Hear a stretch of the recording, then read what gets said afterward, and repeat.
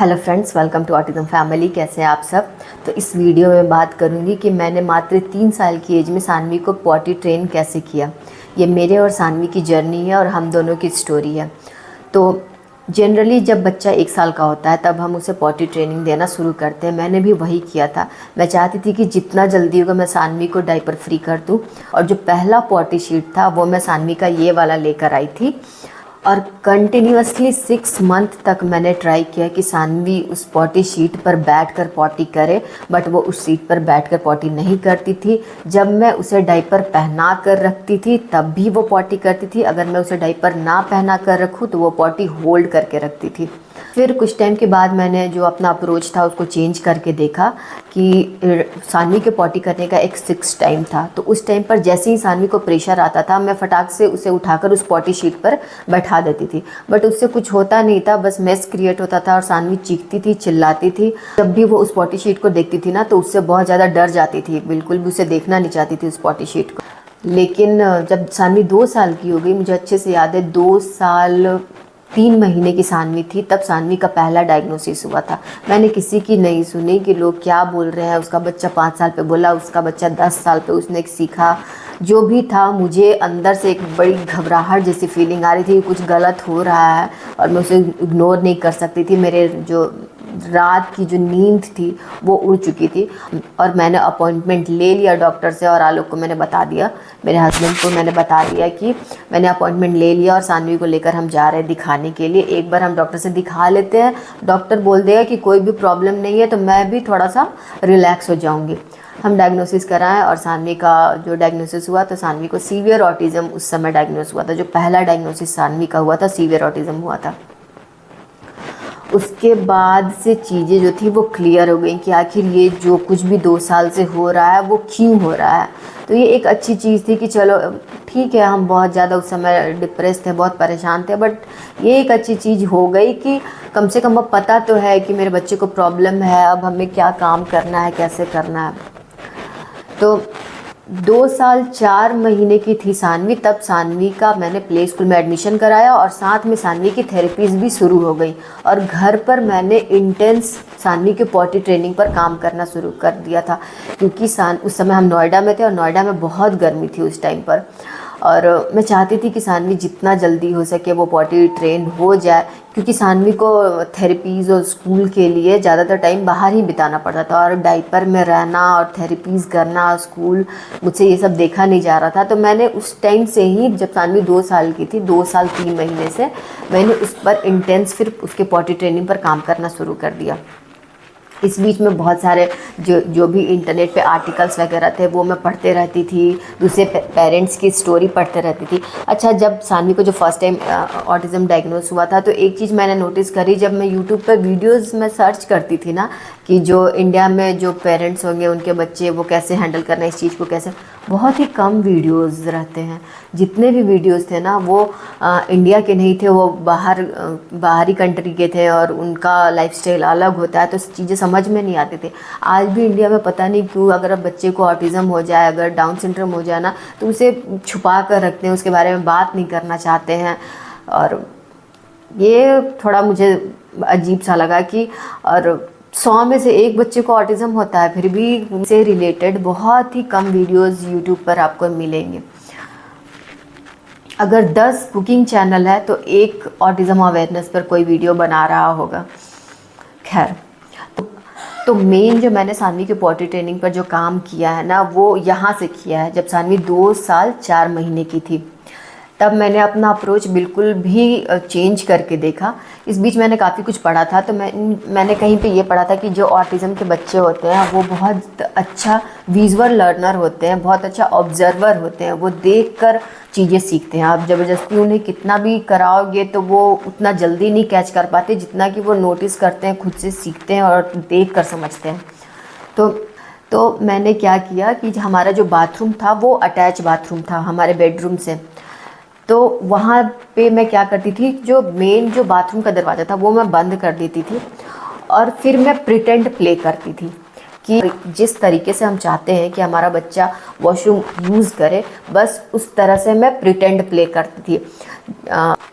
आपको सुनने में थोड़ा सा ऑकवर्ड लगेगा, बट हाँ ये चीज़ आपको करना होगा अगर आप चाहते हैं कि आपका बच्चा जितना जल्दी हो सके पॉटी ट्रेन हो। तो आपको ये चीज़ आपको करके दिखाना होगा। स्टार्टिंग मैंने प्रिटेंड प्ले से किया। मैं डोर को क्लोज़ कर देती थी, उसे खेलने के लिए बेडरूम में छोड़ देती थी, और जो अटैच बाथरूम था उसका दरवाज़ा मैं खोल के छोड़ देती थी कि वो मुझे देखे कि मैं वॉशरूम कैसे यूज़ करती हूँ। वो जब भी हम वॉशरूम यूज़ करते हैं, हम तो डोर क्लोज़ करके अंदर वॉशरूम यूज़ कर रहे हैं, अंदर की चीज़ें हम किस तरह से यूज़ कर रहे हैं बच्चा कभी देखता ही नहीं है, तो उसे कैसे पता चलेगा। तो उसे वॉशरूम का जो डोर है उसे खुला रखें, बाथरूम में लाइट, सेंसरी लाइट वगैरह लगा लें, बाथरूम को हमेशा क्लीन रखें कि बच्चा अंदर बेझिझक आए। वो पानी गिरा रहेगा, अगर गीला रहेगा बाथरूम तो बच्चा फिर परेशान होगा, वो नहीं आएगा आपके पास। तो बाथरूम क्लीन रखना है, सेंसरी लाइट लगा के रखिए, एक अच्छा सा म्यूजिक प्ले करके रखिए, खुद भी गाना गाइए। मैं हमेशा गुनगुनाती रहती थी पॉटी, जब मैं प्रिटेंड प्ले करती थी तो मैं गाती थी it's potty time, potty time, potty time, ऐसे करके मैं गाती थी कि उसे समझ में आए कि अभी जो मैं कर रही हूँ उसे पॉटी करना कहते हैं। तो उसके दिमाग में ये चीज़ आए कि जब भी मैं उसे करूँ सानवी पॉटी जाना है, तो वो फिर वो बाथरूम मम्मी कैसे करती है वो चीज़ उसको रिलेट कर पाए दिमाग में अपने। तो इस तरह से मैं करती थी। तो शुरुआत मैंने प्रिटेंड प्ले से किया, उसके बाद धीरे धीरे मैंने एक्चुअल में उससे करके दिखाना शुरू किया कि पॉटी कैसे वॉशरूम में कैसे यूज़ करते हैं। तो आपको जिस तरह से आप चाहते हैं कि आपका बच्चा करे, पहले वो अपने जो भी उसने बॉटम में पहन के रखा है वो खोलना है, तो आपको भी उस तरह से करना है। फिर वॉशरूम में जाना है, फिर कमोड पे जैसे चाहते हैं कि वो बैठे वो उस तरह से बैठे, रिलैक्स होके बिल्कुल। उसके बाद जो फॉसेट कैसे यूज़ करना है, ठीक है, ये सब कुछ जैसा आप चाहते हैं वैसा आपको एक्चुअल में करना है। फिर बीच बीच में कभी कभी आपको उसको ले जाकर कमोड में पॉटी को दिखाना है कि देखो पॉटी कहाँ पर है। हाँ ये बहुत ऑकवर्ड लग रहा होगा सुनने में, लेकिन आपको ये करना होगा कि वो फिर उसको ध्यान में आए कि अच्छा मैं वहाँ डायपर में पॉटी करती हूँ, पॉटी यहाँ पर है, मम्मा मुझे रोज़ यहाँ लाती है पॉटी करने के लिए। ये चीज़ें धीरे धीरे उसके दिमाग में घर करे कि पॉटी यहाँ पर है। तो आपको उसको दिखाना है, फिर फ्लश करके दिखाना है कि देखो मैंने फ्लश कर दिया, पॉटी गायब हो गया। आप जब पॉटी करते हो डायपर में कितना मेस क्रिएट होता है, या फिर इधर उधर कर देते हो, देखो मैंने यहाँ पे पॉटी किया, यहाँ से मैंने फ्लश किया और देखो पॉटी गायब हो गया, कुछ भी मेस क्रिएट नहीं हुआ। इस तरह से आपको धीरे धीरे पहले प्रिटेंड प्ले से शुरू करना, उसके बाद एक्चुअली आपको करके दिखाना है हर चीज़। ये बिल्कुल भी, मैं बिल्कुल लाउड एंड क्लियर बोल रही है, आपको दिखाना होगा उसको, तभी बच्चे को समझ में आएगा, नहीं तो उसको बहुत टाइम लगेगा वो समझने में।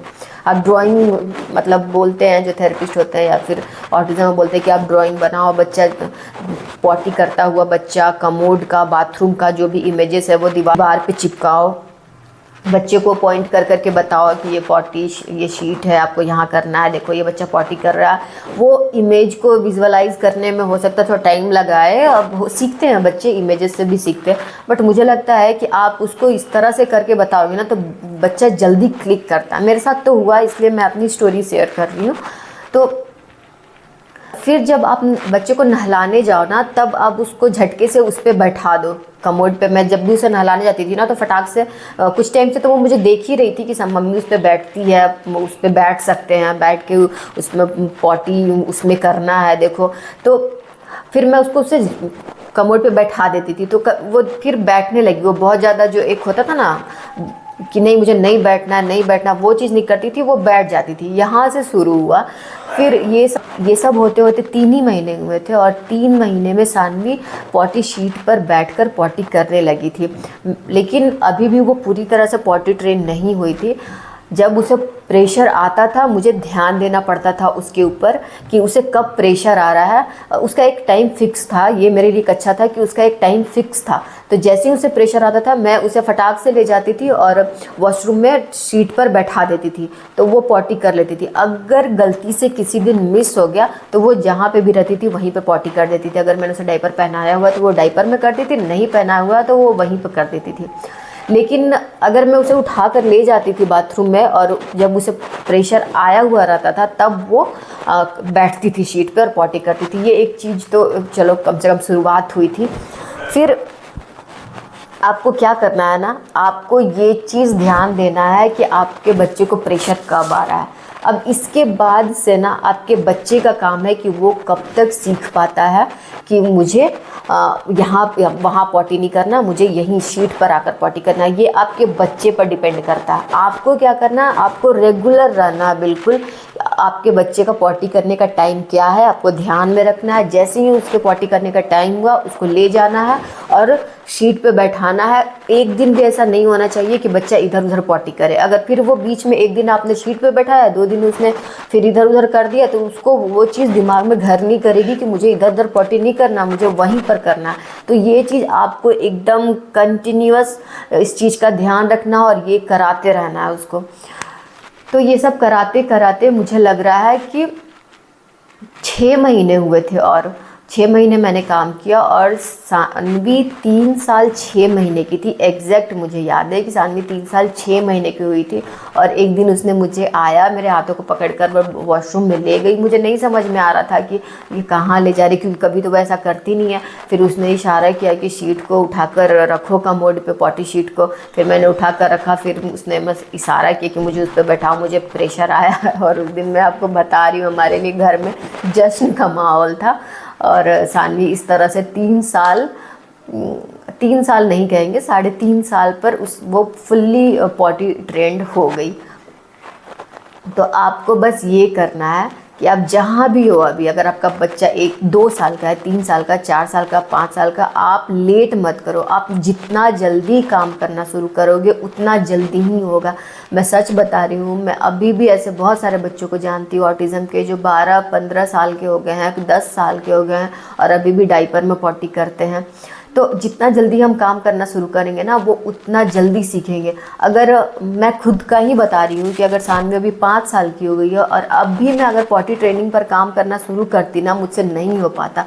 सानवी में इतनी ज़्यादा स्ट्रेंथ आ गई है कि ज़बरदस्ती अगर मैं कुछ करूँ तो वो नहीं कर पाएगी। अभी जो सानवी का जो वेट है वो 17 केजी 16 केजी के आसपास का है।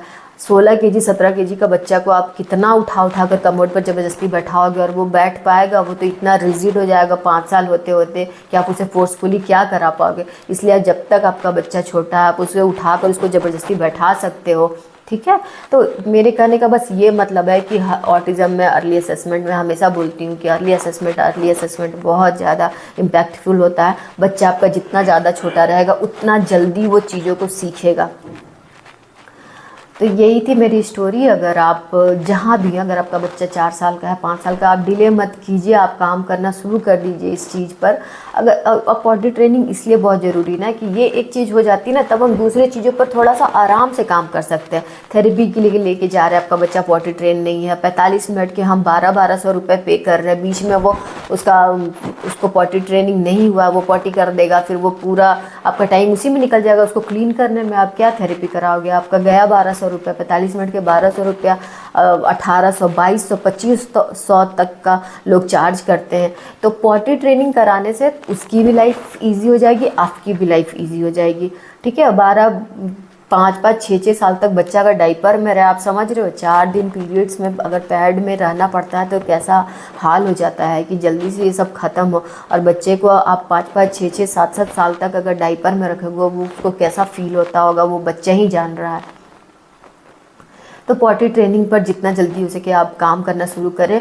पेरेंट्स क्या होता है ना, बहुत सारे पेरेंट्स वो ना खुद को बता पाते हैं कि मेरे बच्चे में कुछ प्रॉब्लम है, ना किसी और को बताने देते हैं कि आपके बच्चे में कुछ प्रॉब्लम है। आप खुद बताते हैं, वो बस सोचते हैं कि हाँ ठीक हो जाएगा, ठीक हो जाएगा। थोड़ा सा कुछ अच्छा बच्चा करता तो वो सोचते हैं हाँ मेरा बच्चा बिल्कुल नॉर्मल है। वो कुछ नेगेटिव सुनना ही नहीं चाहते हैं कि बी पॉजिटिव वाला, हाँ सब ठीक है, सब ठीक है, ऐसा रट लगाते रहते हैं। उस टाइम पे क्या होता है कि बच्चा का 4-5 साल ऐसे ही निकल जाता है। उसके बाद आप कराते रहो, बच्चा रिजिड हो जाएगा, आपको भी डबल मेहनत करना पड़ेगा, बच्चे का तो खैर वो तो परेशान हो ही रहा है। तो ये थी मेरी स्टोरी। आप लोग जहाँ भी हो, जितना जल्दी हो अपने बच्चे पर काम करना शुरू करो।